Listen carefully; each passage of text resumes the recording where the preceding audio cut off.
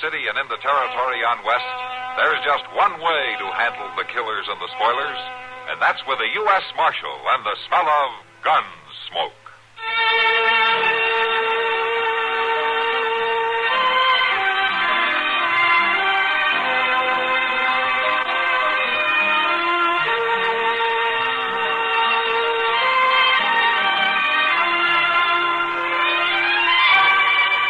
Gunsmoke, starring William Conrad, the story of the violence that moved west with young America, and the story of a man who moved with it. I'm that man, Matt Dillon, United States Marshal. The first man they look for and the last they want to meet. It's a chancy job, and it makes a man watchful and a little lonely.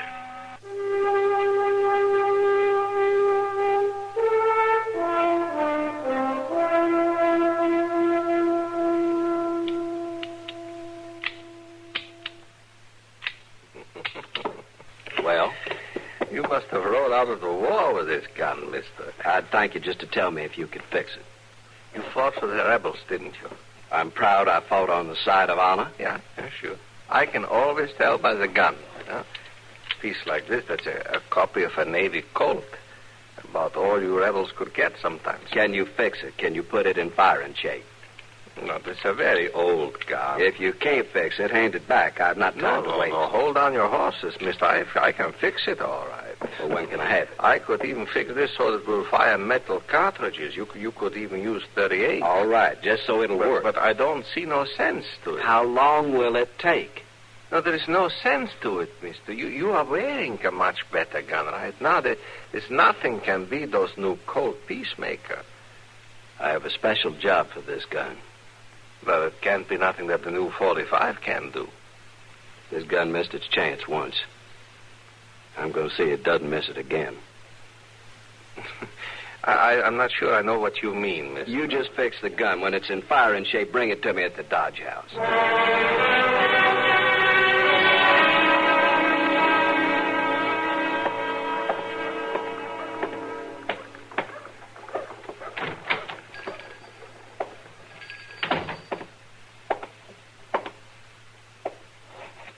Storekeeper?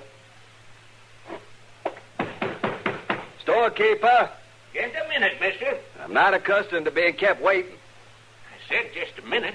We'll see how you can keep your business going if you're not here to wait on customers. Well, now, no use getting riled, mister. I've got a lot of things to do back there in the storeroom. Folks in Dodge know I'm here. They know I'll wait on them as soon as I can. No way to run a business. You want something, or you just come in here to talk? I want a coffin. Oh, well, I'm sorry about that, mister. I don't require sympathy, just a coffin. Well, all right. How much do you want to pay? I don't care how much I pay. I want the right one. Well, I don't carry many fine caskets, mister. Not much call for 'em out here. I want a box like the North used during the war between the states. An army coffin? I ain't never carried nothing that cheap in my whole store. Have one made up then.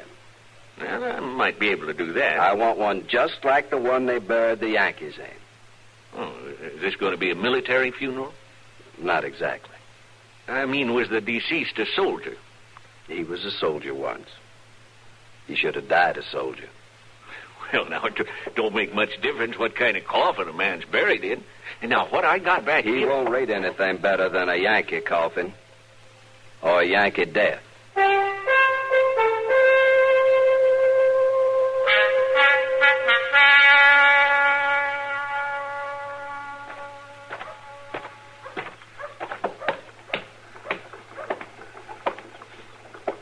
Sir? Oh. My name is Yancey Groat. I'd like some information. Why, sure, Mr. Groat. Be glad to tell you just about anything you might like to know. My name's Chester Prowse. I want to bury him. Oh, my gracious, Mr. Groat. That's a shame. And I want a preacher to read the service. Sure you do. It's only fitting. It's a funny thing, though. What? Well, I can't recollect anybody around these parts who's died recent. It doesn't matter. Well, now, Mr. Groat, begging your pardon, but it might matter a good deal. All I want is the name of a man to read the service. Well, now, that's just it. Some folks would want one kind of a burying, and some folks would want another. Folks around here who call for a preacher seem to like to be spoke over or sung over. Just give me a name. They either like a lot of words telling what a fine fella there was, or they like to be sung away gentle-like. Is the body here in Dodge? Not yet. Oh, being freighted in, is he? No. He's riding in.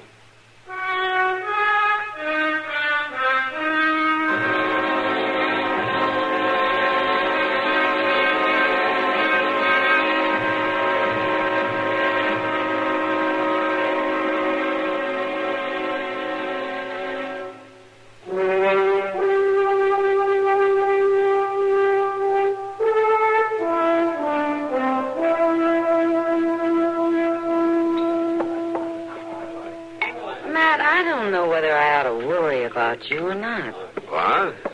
Well, you're almost beginning to live like a normal man for a change. Oh, how's that? Well, you've been staying around town, not riding off all over the countryside. You've even taken time to eat most of your meals sitting at the table. Yeah, and I've let out a notch in my belt, too. You look fine, Matt. Oh, thank you, Kitty, but just so it doesn't go too far. What do you mean? That'd be a fine thing if I got up one morning and couldn't buckle my gun on, wouldn't it? Be all right with me. Kitty, just because it's been quiet lately. There you are, Mr. Dillon. I declare I've been looking all I knew it for couldn't you. last. What is it, Chester? Excuse me, Miss Kitty. Sure, Chester. Well, Mr. Dillon, it ain't exactly trouble. It's more amusing like. Oh, well, what's the story? Well, I guess it ain't a story exactly neither. Well, for heaven's sakes, Chester, say it out, whatever it is. Well, it's about that fella I met out on the street. What fella, Chester? Name of Groat, I think it was. Yancey Groat? Why, yes, ma'am. You know him, Miss Kitty? I've heard about him. Well, I tell you, it was real comical. He come up to me. Chester, what did he come up to you about? Well, that's just it. He come up to ask about getting a preacher for a burying. What's so funny about that? Don't you see, Mr. Dillon? He's getting pretty far ahead of himself. He wanted this preacher to bury a man who ain't even dead yet. He ain't even in town. Well, is he sick? No, sir, he ain't sick. He's riding into Dodge as fine as can be. This Groat says he knows he'll be needing a preacher when he gets here. Now, don't that beat all? Matt. Yeah, what is it? It may not be so funny. You mean you know something about this? Well, I've been hearing strange things about Yancey Groat. Well, what kind of things? Well, old Walt Dow was in here the other night. Did he sell Groat a gun? No, not exactly. But he was telling the boys at the bar about how this stranger wanted him to fix up an old Confederate pistol. The man wanted to use it to even an old score. And the man was Groat, huh? That's right. And then today, Jonas came in with a strange tale about him, too. It seems he was pricing coffins.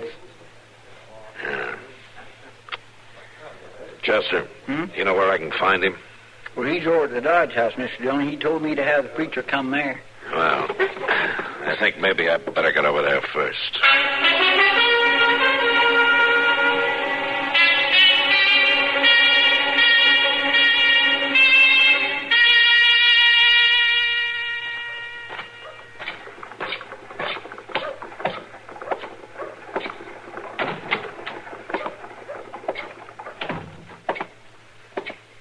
Hello, Toby.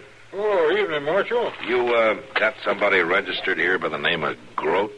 Why, yes, we do. Yancey Groat, Southern gentleman. Uh-huh. Is he in his room now? Well, now, Marshal, I don't keep track of all the guests. Which room is his, Toby? Second from the top of the stairs. Thank you.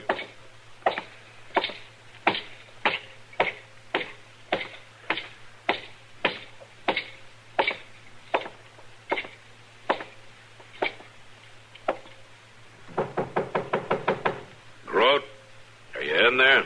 Who is it? It's Matt Dillon, U.S. Marshal. Open up. Come in, Marshal. Come in. Thank you. Let me get those rags off that chair so you can sit down. No, never mind. It's all right. I've been polishing my gun. Oh? Is that the one that Walt Dow fixed up for you? You know about that? Well, half of Dodge knows about it. The old man talks a lot. You have to admit, though, it was no ordinary job. Fixing an old, worn-out gun. No, I suppose not. Dow does nice work. You care to take a look at it here, Marshal? Got the action nice and easy.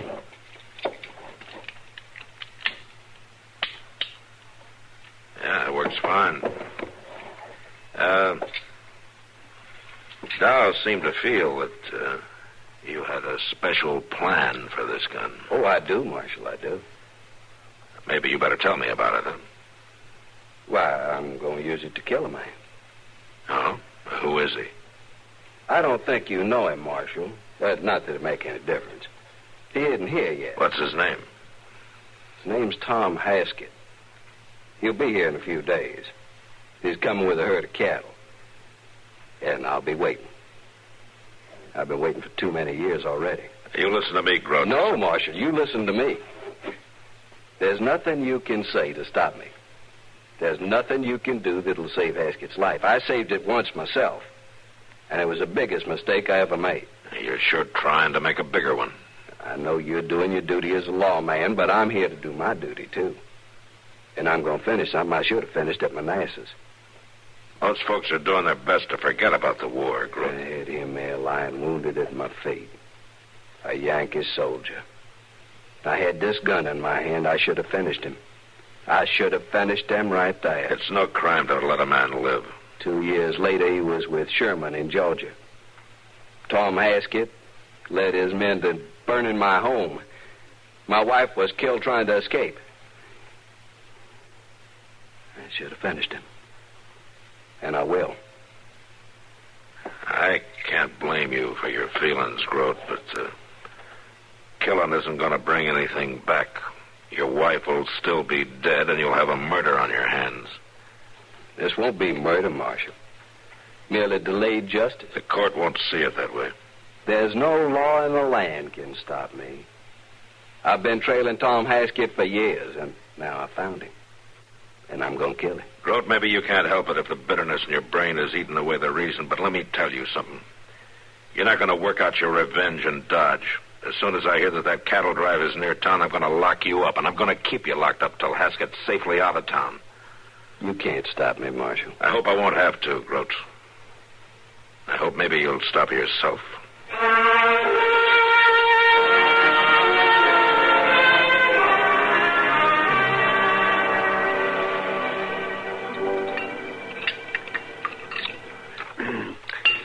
You know, Matt, it isn't the grudge that's causing the trouble. Oh, what do you mean, Doc? Well, lots of folks carry grudges. And some of them never get rid of them as long as they live. Well, Yancey Groat's sure never going to get rid of his. I know. And if you just stop and think, about half of this whole country is carrying a grudge, it'll never get over either about the war. Yeah, I guess you're right, Doc. Mm-hmm. The trouble comes when folks can't control themselves about whatever's eating at them. When they're so riled up, they have to hurt or shoot or kill to get it out of their system. Yeah, like Groat. Now, I'll tell you something else, man. You may be able to lock him up or chase him out of town and keep him from doing any killing this time, but it won't stop him in the long run. He's the kind that won't let himself be stopped. Ever. Maybe so, Doc, but I sure got to try. Of course you do. Yeah. Here comes Chester. Looking hungry. Well, he hasn't eaten for at least an hour and a half. Of course he's hungry. Hello, Mr. Dillon. Doc. Chester, come on, sit down. Have your dinner, boy. Thank you. I could sure use something, that's a fact. It's a wonder to me you had the strength to get here, Chester. It must be at least 5 minutes after noon already. Well, I would have been here sooner, you can count on that, but I was held up at the corner by Mr. Dobie. Oh, what's on his mind? It's about that Groat fellow, Mr. Dillon. I swear he just about makes as little sense as anybody I ever run into. What's he done now?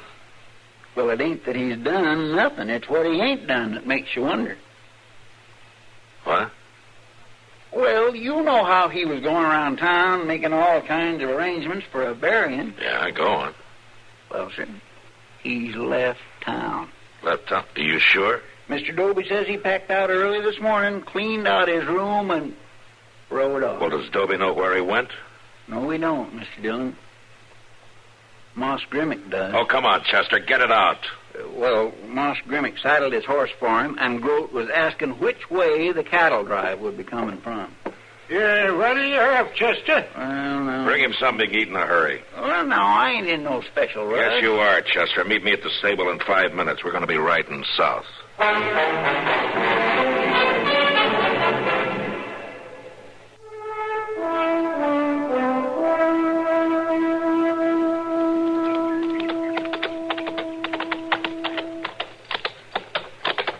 You the cook for this outfit, mister?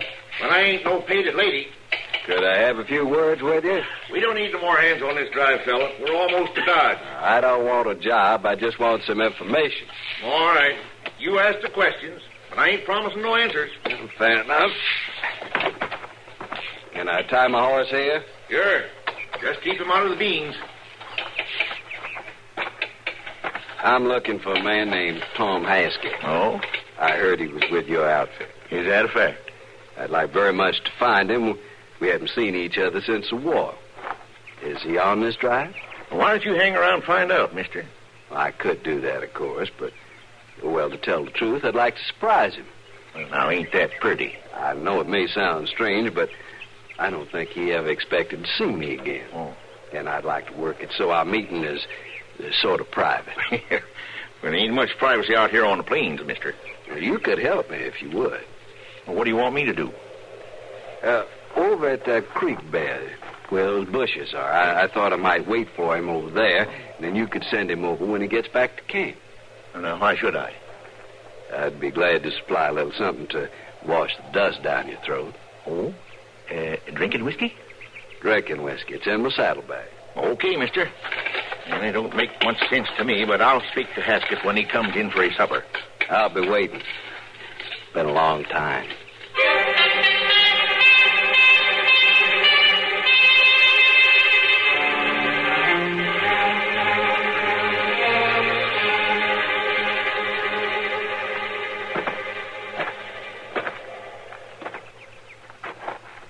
Somebody want to see me?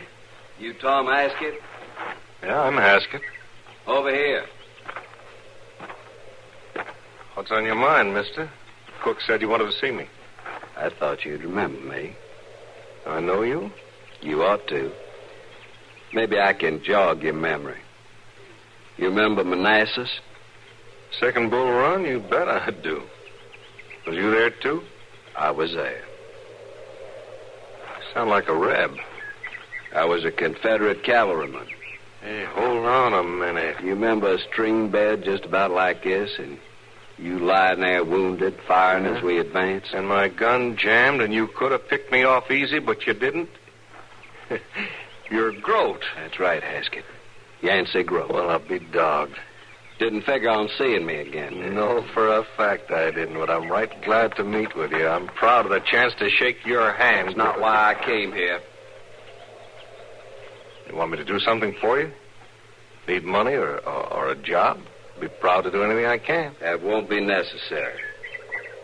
Well, then... I'm going to kill you, Haskett.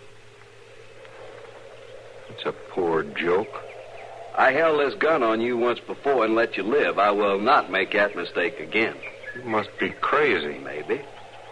Maybe a man goes crazy thinking about his house burning down and his wife dying. And the man who did it. Oh, sure. Sure, it's a terrible thing. What's it got to do with me? You can stand there with the memory of that fire showing in your eyes and ask me a question like that. Well, now, listen a minute. You and your men on that march with Sherman, burning, looting, harming innocent women. You mean down in Georgia? I mean just outside Atlanta. Well, now, listen to me, Groat. Now, I was never in Georgia in my life. Not before the war, not during, not after. That's not what your sergeant said, Haskett. My sergeant? He identified you all right. Lieutenant Tom Haskett, he said. That's you, ain't it? Well, sure, that's me, but I'm not the one you're after. Listen, man, I can prove it. I was in prison. Burning a man's house, killing his wife. After his life had been saved? Look, shooting's too good for you, Hank. Groat, you got to give me a chance. I gave you one with the same gun in my hand. For the sake of heaven, Groat. No.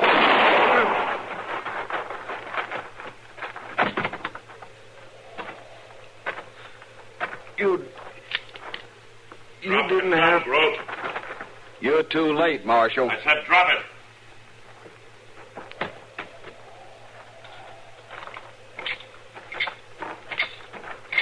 Pick it up, Chester. Is this Haskett? That's Haskett. But you're too late, Marshal. Haskett? Can you hear me? He's crazy. He's stark crazy. Chester. Yes, sir. Get over to the cattle camp and borrow a wagon. We got to get this man to Doc. Yes, Mr. You save his life, I'll just get him again. I don't think you're going to have the chance, Groat, one way or the other.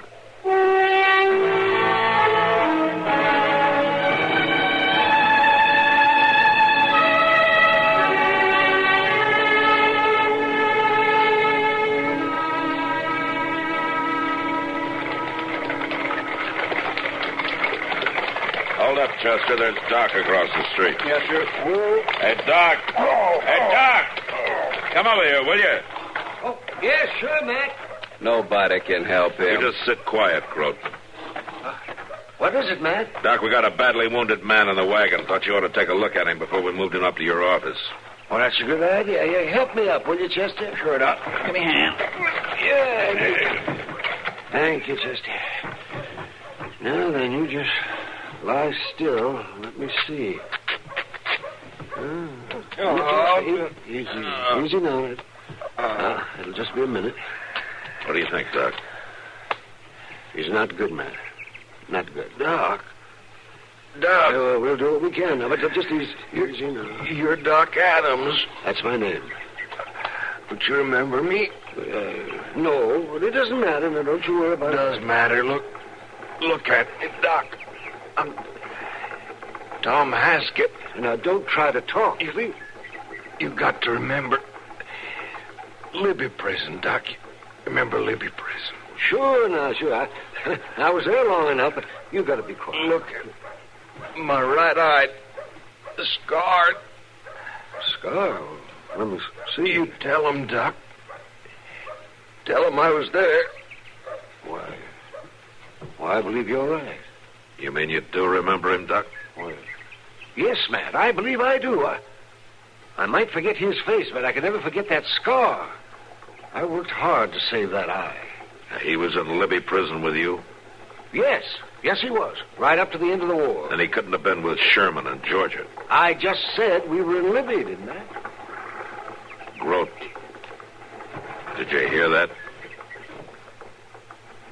I made a mistake. You can just bet you did. You spend years of your life planning a killing and then end up shooting the wrong man. I saved his life once, Marshal. You've canceled that score, Groat. What do you mean? He's dead. I didn't mean... You lived your whole life just planning this thing. Ever since the war. Now, there's just one thing about it. What's that, man? At least another part of the war is over. But like most wars, it ended too late.